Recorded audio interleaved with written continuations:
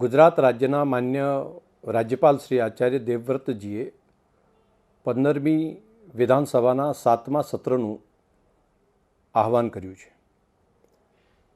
આ ચોમાસું સત્ર તારીખ 8, 9, 10 સપ્ટેમ્બર દરમિયાન બોલાવવામાં આવ્યું છે.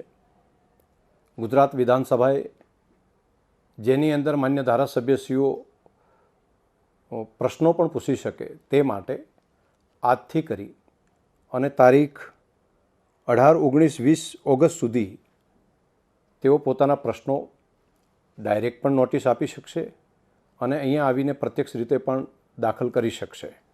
તો એક ઓનલાઈન તેમજ પ્રત્યક્ષ આપવાની બંને પદ્ધતિ ચાલુ રહેશે.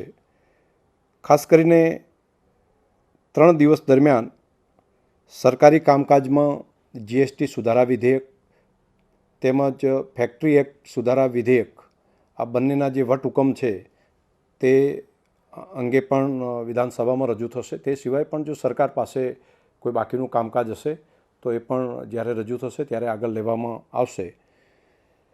કામકાજ સલાહકાર સમિતિની મિટિંગ જે છે એ તારીખ 6/9/2025ના રોજ શનિવારના બોલાવવામાં આવશે. તેની અંદર બાકીના વિગતવાર જે કામો છે તેની ચર્ચા કરવામાં આવશે.